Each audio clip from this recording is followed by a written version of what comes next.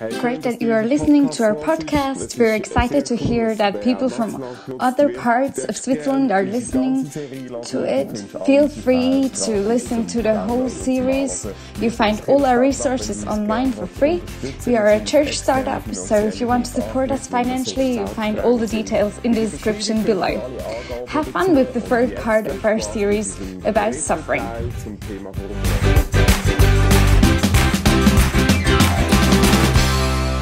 Welcome to our new podcast. In the last sessions, we have talked about how to understand suffering, then how to prepare for it, and today we're going to talk about how to go through seasons of suffering. It's good to have you here with us, Laila and Joel. Laila und Joel, mega cool sind wir da. Danke vielmals. We have quite an intensive year behind us. During that time, I got to know you in a different way, a deeper way. It was also a tough year for you too. And that's why we're here today, because we want to focus on how to deal with suffering. And it's important for me to say in the beginning that going through suffering is something very individual. This was actually the greatest lesson for me to learn during that time. Tell us what happened in April 2019. I was pregnant with our first son. We already knew that he had heart problems. Und sind mega happy gewesen. Wir haben gewusst, dass es ein bisschen Probleme gibt mit seinem Herz. Er hat einen Herzfehler gehabt. Everything got arranged so that he could have his first operation right after giving birth. But then everything turned out differently. 4 days before the due date, all of a sudden his heart stopped beating. Und ist dann einfach so plötzlich ohne Grund verstorben. I gave birth to him 2 days later and he was already dead. It happened all of a sudden, we didn't expect this. It threw us completely off track. It was especially hard for us because it was our first child. And we were so excited to become a family.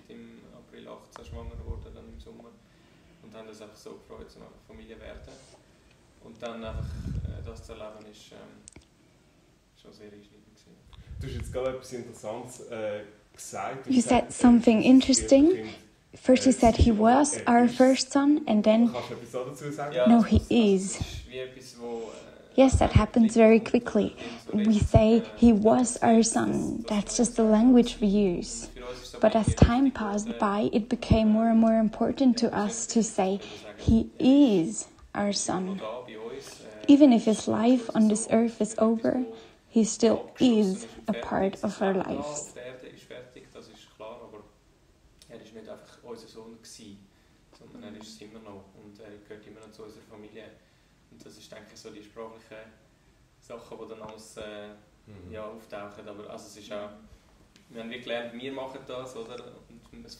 We sometimes say things that we actually don't really mean, and that's what other people say too, just because of the use of our language. It was our first pregnancy, the first time we felt real love of parents towards their child. And because of that, it's absolutely clear for us, this was our first child and it will always be. How was the moment when you got the message that Levi is dead? Horrible.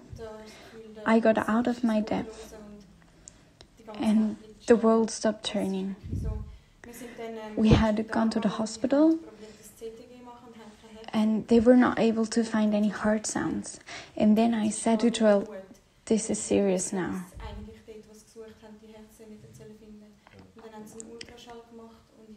On the ultrasound I could see that he was dead. So you both went to the hospital together? Laila hat dir angerufen, hey, ist etwas nicht gut. Und dann bist du zusammen im Spital für den Untersuch. Genau. Yes. Laila had a bad feeling in the morning already.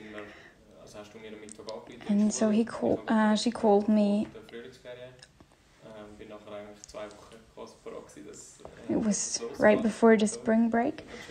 Und dann eben am Mittag hat sie gesagt, And then she called me around lunchtime and said that she couldn't feel the baby anymore and that she wanted to go to the hospital to check. aber es ist schon so ein bisschen etwas, so ein Knopf schon im Hals gekommen, so, was ist And I didn't think a lot about it, but still I was asking myself, what if? Und dann sind wir dann zusammen gegangen am 4 und um 5 Haben wir in diesem Moment auch gebetet? Did you pray in these moments? Ja, so bevor es klar Yes. war.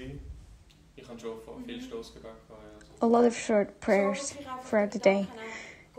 And the thought in my mind, God, this cannot be true. You're going to make it right. And interestingly, even in these 2 days between the ultrasound and the birth, we still prayed for a miracle. Wo man so gewusst hat, Gott hat noch Zeit, dass das Kind schnauft, wenn er auf die Welt kommt. Und als er dann wirklich auf die Welt ist gekommen, ist dann wie so die ganze Enttäuschung auch And when he was born and we saw that he was really dead, God did not do a miracle. We got overwhelmed by disappointment. Ich hatte die Abdankung ja dann vom Levi gehabt. When I was preparing for the funeral, Für die Predigt, habe ich mir recht Gedanken über den I thought a lot about Das Dostoevsky. ist ein Philosoph. Und er selber, He was a philosopher who was sent to detention center in Siberia. And on the way there, he was given a Bible. That somehow changed his life. But still, later on he wrote, the death of one single child is proof enough that God cannot exist. Obwohl zum Gottesgedanken gekommen ist, ist selber Christ geworden, sagt dass eigentlich, wenn du das erlebst, das leugnet die Existenz von Gott.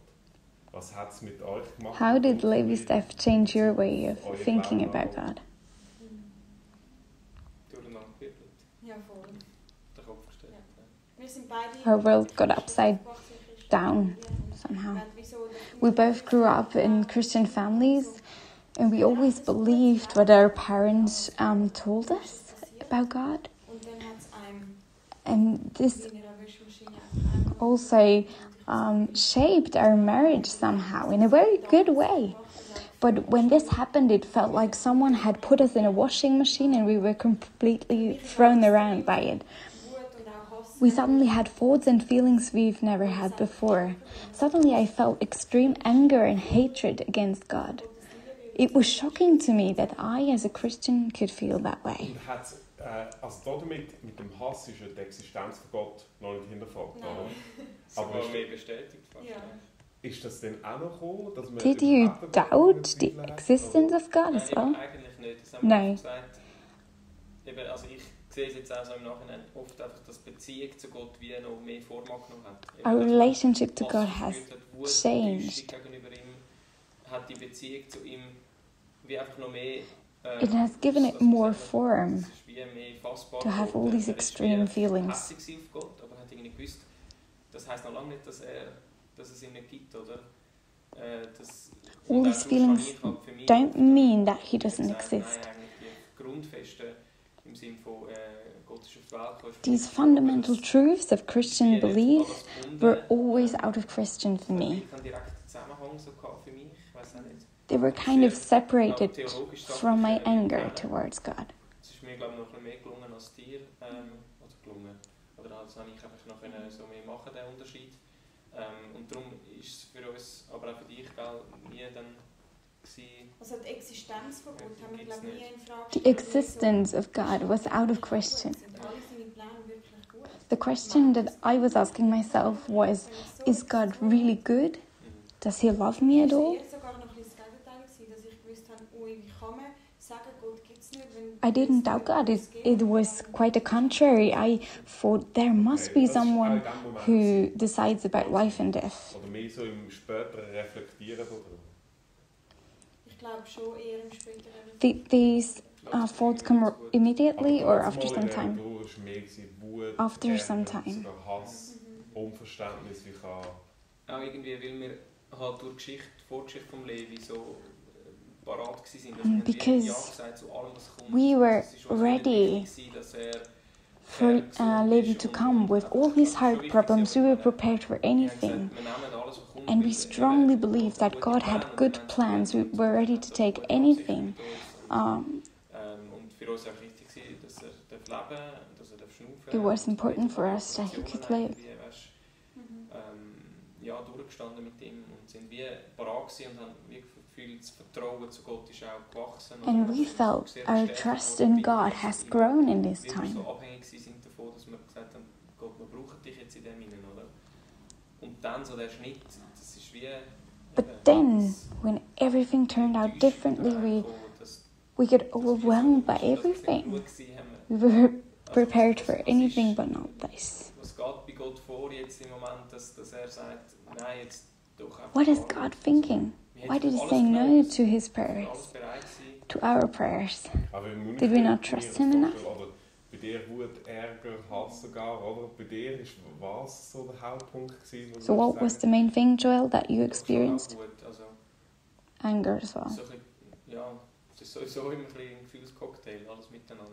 It's a bit a mixture of einmal Wut, every kind of feeling. Ich finde, was nimmst du dir jetzt das Recht? Eben, das ist auch naiv natürlich, jetzt im grösseren Kontext gesehen, ich meine, das ist Gott, aber ja, warum lässt du genau unseren Sohn sterben? But there were also questions. Wut und dann die Enttäuschung, aber wir haben doch, und also, was haben wir falsch gemacht und so, die Hinterfragung und so. Es ist einfach irgendwie, eben, Gefühl lässt sich nicht so gut präzisieren. Was ich würde sagen, ist einfach so die Fragen. Feelings and questions. Fragen stehen eigentlich immer über allem. Questions are above everything. Warum? Why? Wieso ich? Wieso mir? Why us? Wieso der Levi? Ja. Why Levi? Ja. Du hast noch etwas Interessantes gesagt. I found it interesting, Joel. You said you separated between theology and feelings. Is that something good? I mean, that must be like an ongoing argument inside of you. Also, du hast nur gesagt, das hättest du noch besser können als Laila. Aber ist das denn besser? Oder ist das nicht... Ich kann mir das eher vorstellen, dann ist ja fast der Streit noch in einem innen, oder? Man hat auf der einen Seite... Ja, es war sicher ein Streit gewesen. Also, Yes, there's something to it. Wo mich oft ein bisschen so fast zerrissen lassen hat. Obwohl ich auch muss sagen, eben, ich habe einfach gefunden, so sachlich, wenn ich das kann anschauen kann mit Gott, als einfach, also ich habe mich auch schon ein bisschen auseinandergesetzt mit dem theologisch viel Podcasts. I often listen to podcasts about suffering and God, and this helped me to realize I don't just believe in God because I get a good feeling, but because I can see what He has done in history. Nachweisbar ist, also wirklich einfach, ja, sachlich gesehen. Und so sachlich, wenn ich das anschauen konnte, habe ich das wahrscheinlich auch dann bei mir einfach trennen können. Dann habe ich That made it easy for me to be angry at God, and then at some point, like rationally remind me of what I believe in. To tell myself, hey, God does exist. You can see that in history. Laila, you did never come to the point where you stopped believing in God? I did. A few weeks after giving birth, I can remember I came to a point where I said, I'm sick and tired of everything.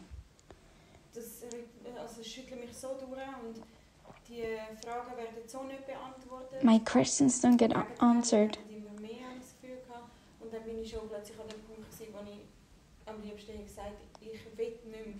I don't want to believe in this God anymore. It's easier without him.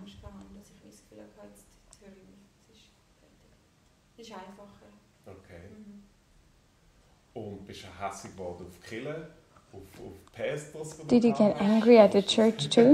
Nein, gar nicht. No, not at all. Das war nicht schon, es war mehr Hass gegenüber Gott. Ja, wirklich Gott als alleinstehende. It was about God Alles kann, alles as weiß. individual. So gut ist für einen, das ist für mich nicht zusammengegangen. Und ich habe immer das Gefühl gehabt, wenn Gott mich als sein I don't understand. If God loves me, how could he let my child die? If he knows exactly what it's like when your son dies. Also deine Hauptchallenge ist eigentlich die Liebe von Gott. So your main challenge was the love of God. Yes. Ja, ich habe schon das Gefühl gehabt, wenn Gott mich wirklich liebt, wieso lässt er so etwas zu, wo ich so... If God really loved me, Und jetzt so, why also wenn wir lets His zurückgehen, stuff happen like this? Zeit so vom Anfang, von nach der Woche, wo du eigentlich gesagt hast, ich will mit dem Gott eigentlich nichts mehr zu tun haben. Und so vielleicht noch Zeit ein bisschen danach. Hat es Sachen gegeben, So when you think of that time of grief, were there things that helped you in your relationship with God? Things that other people said or that you read or heard? Von anderen Menschen. Ja, zum Beispiel. Oder wenn du noch Podcasts gehört hast. Weißt, hat es Sachen gegeben, die haben dann gut getan. Und auf die anderen gehen wir nachher noch ein.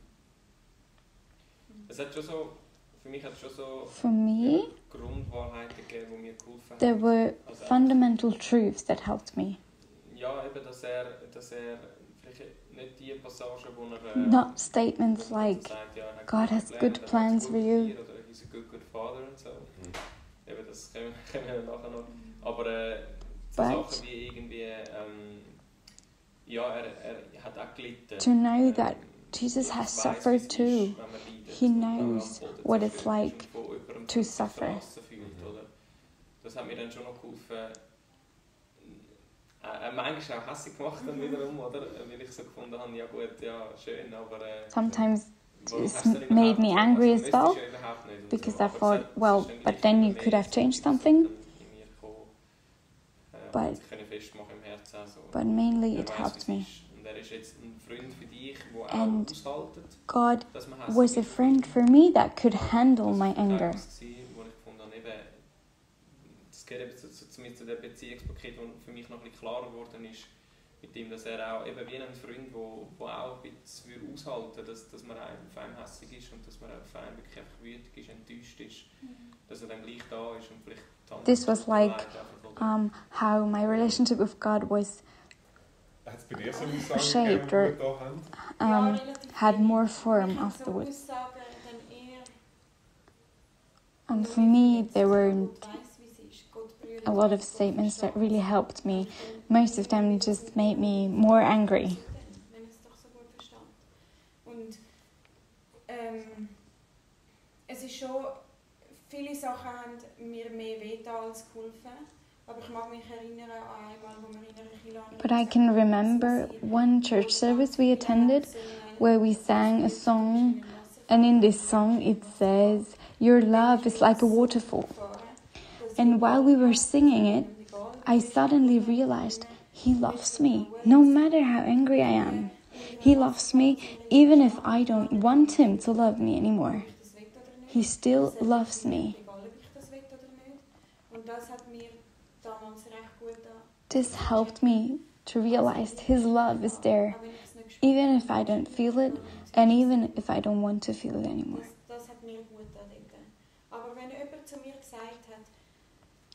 But if someone said, everything will turn out, well, this didn't help.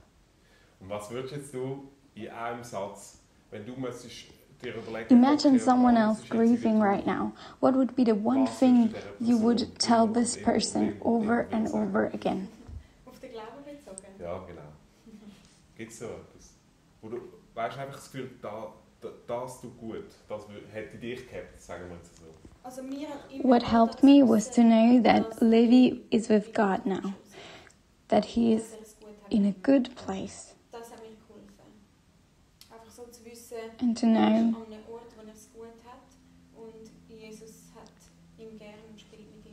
Jesus loves him, and one day we'll be together again.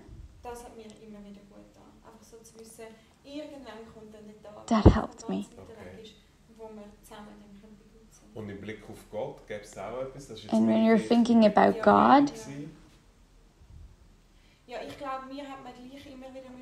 I think I needed to hear again and again that God loves me, even if I didn't want to hear it. So you wouldn't want to hear it? No. In times where I was really angry, I didn't want to hear it. But when I think about it, I had to hear it in so many different ways that, yes, I think I needed that. Mir ist eben das eingefallen, wo ich habe ja mit euch jetzt viel darüber geredet.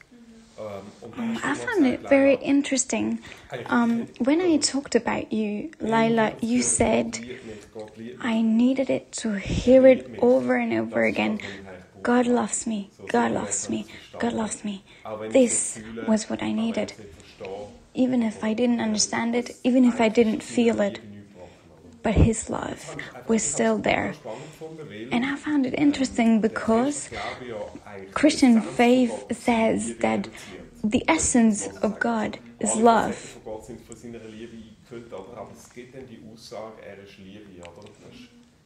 And this was exactly what you needed to hear. Joel, you said there are some truths that you couldn't stand in that time. Yes. These are truths, things you know, they're written in the Bible, they're true. And I still believe them. But in the midst of all these feelings, you don't want to hear them. For example, the song Good, Good Father. There it says, you're perfect in all of your ways on the bridge. And sometimes people say, everything works together for good. And you will see that after a while. And in the situation yourself, you might say, yes, could be. Maybe we'll say that at the end of our lives. But in this moment now, I can't say that.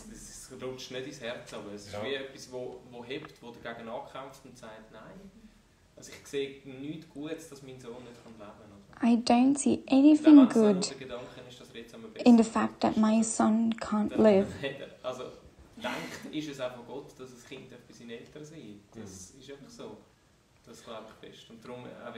Und wie sind ihr damit umgegangen? Also eben auf der einen Seite hören das so falschen Trost, oder? Also Leute wollen ja eigentlich euch trösten, oder? Aber es ist einfach völlig falsch.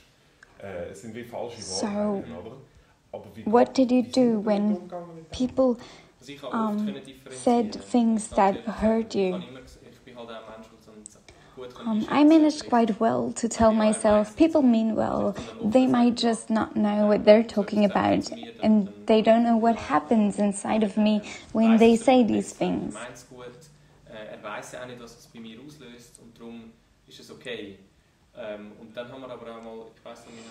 At some point, we discussed that it's okay to let people know how we feel when they make such a statement. And so we started to talk about it with some of our closer friends. People that were really, really close, they didn't say such things, but people that were close and not real close, with those people, we did say how we actually feel, that we feel hurt. Even if it might be true what you're saying. Man kann es auch nicht steuern. Also, es klingt jetzt so, als hätte man das jedes Mal bewusst gemacht. Ja. Aber, wie bist du damit umgegangen? How was it for you? Mit dem falschen Trost. Ja. Also, mich hat es meistens recht verletzt. For me, it was a lot harder. Die Tage, wo ich dann am Abend, wo es mir dann am Abend nicht mehr so gut gegangen ist, wenn ich dann so über alles nachdenke. These were the days when I was feeling really bad in the evening. Because I was thinking a lot about what people said. And I couldn't understand why people would say these things.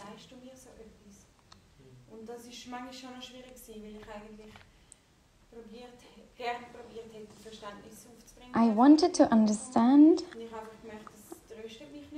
other people, but I realized it didn't comfort me at all. Ja, ich habe mich oft einfach dann in den Strudel da reingehen, wo es einem dann halt noch mehr Often I just kept on thinking about what people said. Ja. Heute kann ich das viel besser. Viel besser. Today it's easier for me Weicher wurde im Sinn von, dass ich es kann to vertragen, say, etwas verletzend okay, I understand that people sometimes say things that hurt and they don't mean it. I mean, even today, people sometimes say weird things like, oh, you became parents.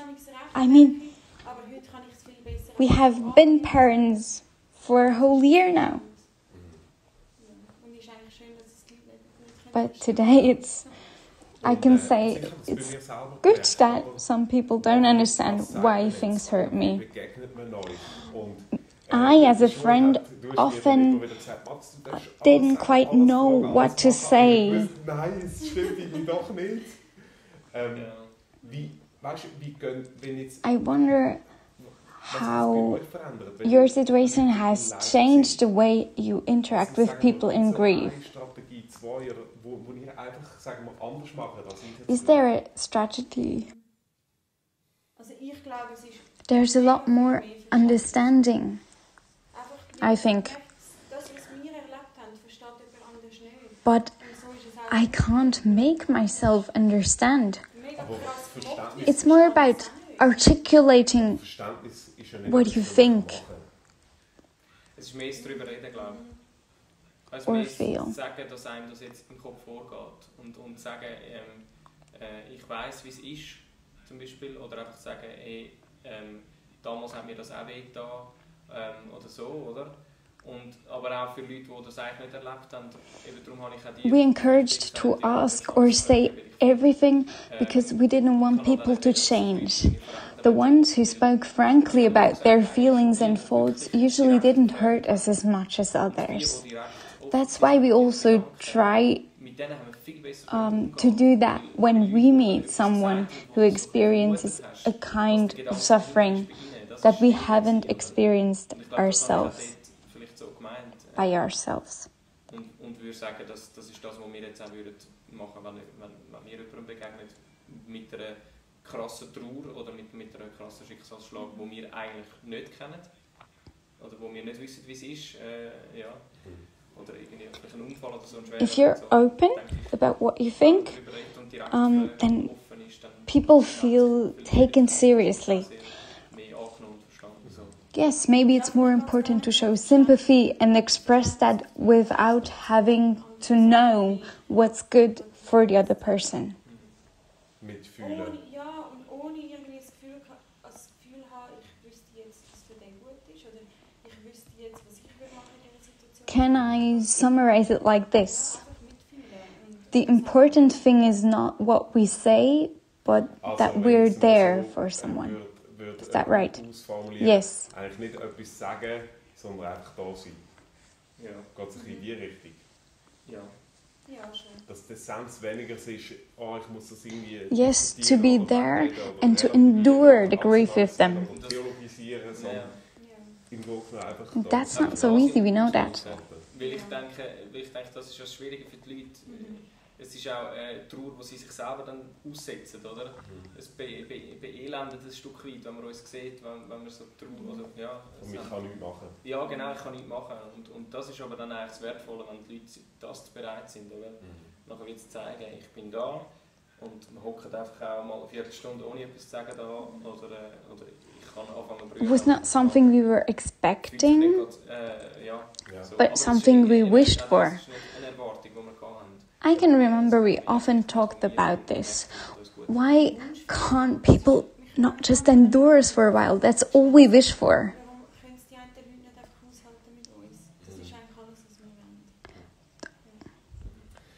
Ich habe schon ein bisschen angedeutet, dass Different question. zu Gott sich auch verändert hat. So durch das Ganze. Do you think it would have been easier for you if you would have had different theological convictions? Euch das Ganze ganz anders getroffen hätte, wenn ihr... That was an important question for me as pastor as well, or us as church. Das war auch eine Frage für mich als Chilä und für die Chilä überhaupt. No, I don't think so. Haben wir etwas falsch gemacht? we often asked ourselves, what if we had prayed more? What if we had done this or that differently? But it just happens as it happens. And looking back and thinking, what could we have done differently? These questions never helped us. Uns nie weitergebracht. Also da haben wir uns wie wahnsinnig gemacht, um das zu überlegen. Oder? Weil es gibt immer etwas, wo du denkst, ja, hätten wir anders können machen oder hätten wir mehr uns können darauf fokussieren, darauf mehr glauben oder hätten wir uns können, müssen zwingen, dann auch nach dem Levi seinem Tod in die Kirche zu gehen und wieder zu kommen. Oder? Dann wären wir vielleicht dieser Liebe auch mehr ausgesetzt gewesen, hätten auch mehr können verarbeiten und so. Aber das ist, ja, das habe ich gemerkt, einfach verbaut dir quasi dann mehr so das Weitergehen und das Verarbeiten, wenn du dich ständig fragst. Oder? Laila, you said you almost stopped believing in God. Why didn't you? I believe I didn't because so many people prayed for us while we couldn't pray anymore. These were people who didn't even know us.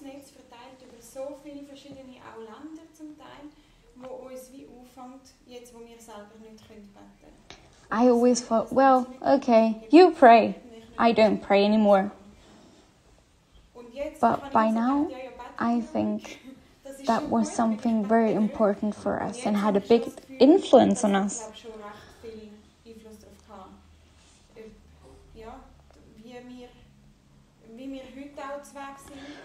These prayers were more in the background, right? You didn't feel them. But what was it that brought you back?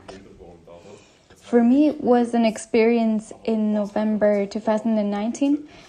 We were in a church service where the whole church prayed for God's blessing over the life of Lila's niece.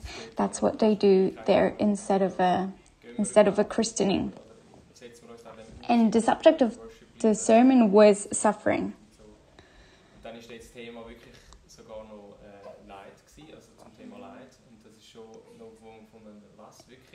It got very emotional for both of us during worship. And someone came up to me and said, I feel like Jesus is kneeling down before you, holding your hand and crying with you. We often had prayed before, God, give us a sign.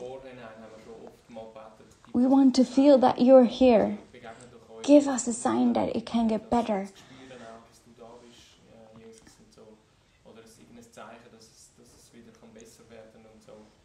Yeah. I think it was the same service as Laila had her waterfall experience. So maybe that was the sign, that was what brought us back. How was it for you, Laila? Over a whole year, the only thing I could say to God was, I need to know that you love me. Just show it to me somehow. That was the only thing I could pray.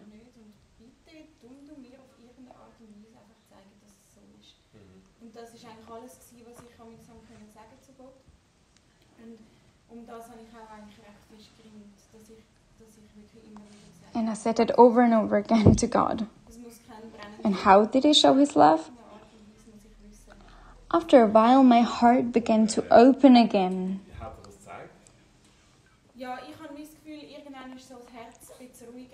So, this is Zoe. Very welcome. Nice to have you here. Das ist die kleine Zoe.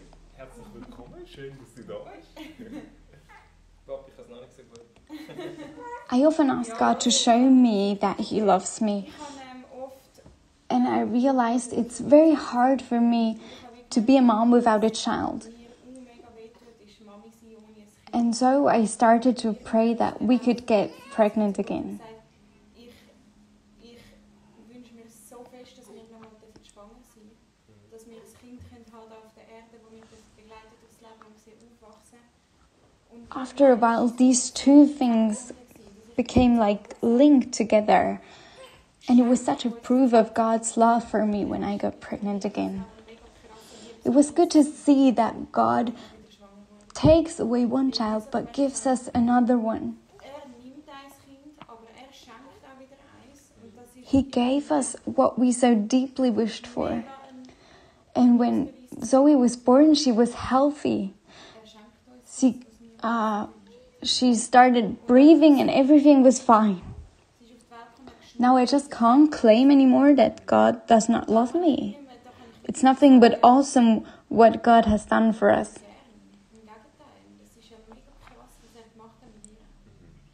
Wieder deine Ursprungsfrage, oder? Nach der Liebe. Could God have shown His love to you differently? Könntest du dir auch vorstellen, dass es etwas anderes hätte können sein? Ja, ich glaube schon. For a long time I was just searching for something.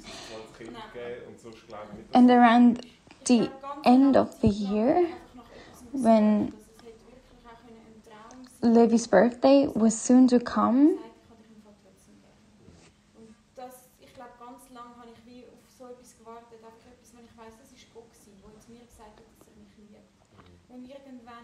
and I realized we're still parents without a child, I started to link one thing to another. Because I realized it would just be easier if we had a child that's actually alive. You have been to church services a few times by now? How was that? Not always easy, but it's very important for us to make steps towards God again, to see friends and family part of.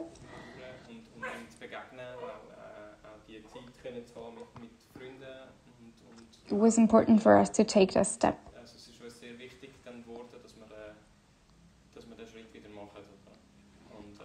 And there were several things in the sermons that helped us. For example, to focus more on our thankfulness for Zoe.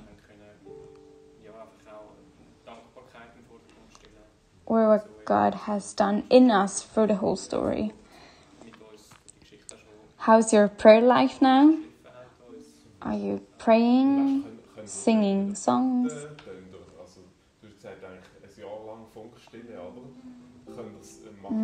More and more. We're still developing trust in God, I think. The questions are still there.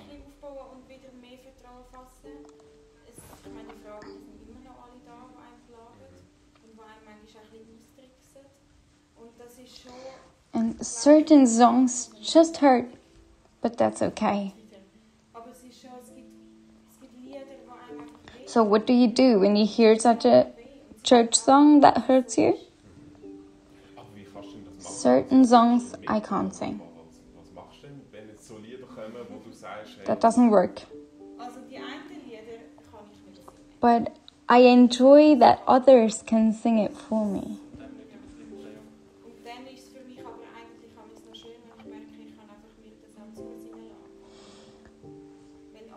But don't you think the others are all hypocrites when you hear that? No, these lyrics are truths.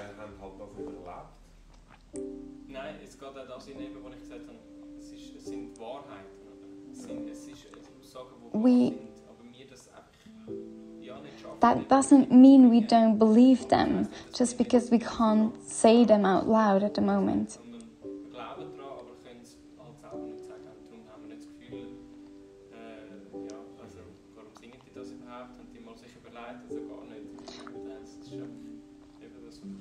I think you get a bit closer to the point where you can honestly sing them again every time you hear a song.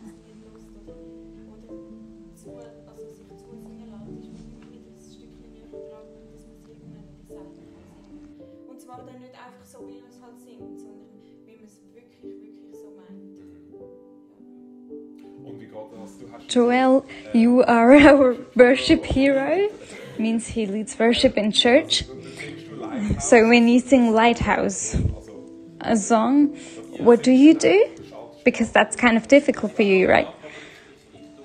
Well, I prepare myself to sing something that's challenging for my heart. To say, you're my light in the darkness. I will follow you through the darkness. That's something that's difficult. I didn't always live up to that standard, and I don't now sometimes. But this is something I want to learn. This is something that I believe it's true, that God is a light in the darkness. And so this is challenging for me, but I still can sing it because deep down I know it's true.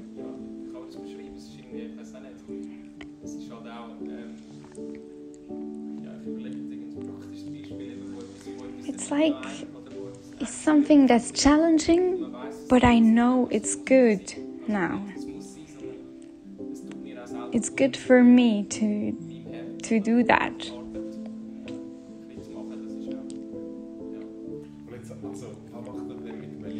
At your wedding, you sang the song Good, Good Father. Can you listen to that? Listen, yes. It gets easier. It's a process. A year ago, I wouldn't have listened to it.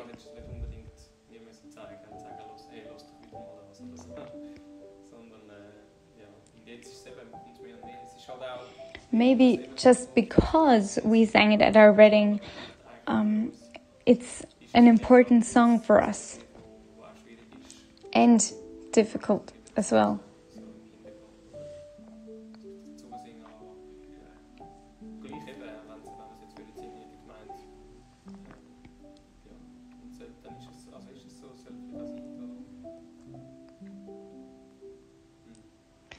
We also wish for it, to sing it from the depths of our hearts. Maybe it will always hurt a little bit, be difficult for us. This story will always be part of our lives too. But we wish that one day we can just sing all these songs that are difficult for us now.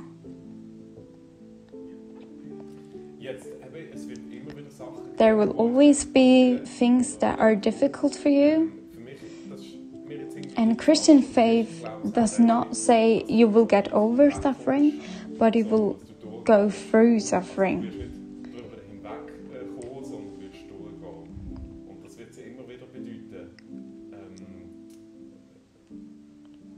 What helps you to go through suffering? Is there a Bible verse or anything?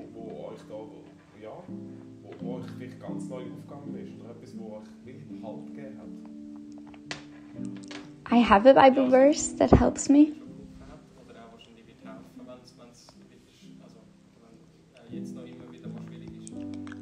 It's Psalm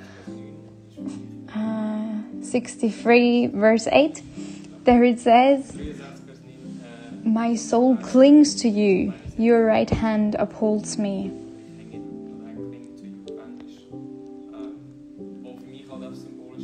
It's good to know that I can just cling to the Lord. I did cling to the Lord in the moment I made my decision for Christ. And this means I can just let myself be drawn to Him.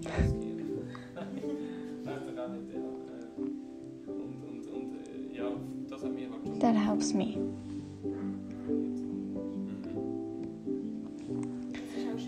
Levi means attached or joined. At the funeral you talked about this too, and you said that we should think about Levi being attached to God, and that we should focus on clinging to the Lord, being attached to Him. It's interesting. Before you said to follow God in the darkness, this is difficult for you, a difficult thought, but to be attached to Him or to cling to Him, that's okay. Thank you very much for your openness. It was lovely to have you listening to the podcast as well. Listen to the first 2 parts of the series as well. Feel free to contact Joel and Laila. It was a privilege to be together with you in this time. Thank you for enduring me as friend too.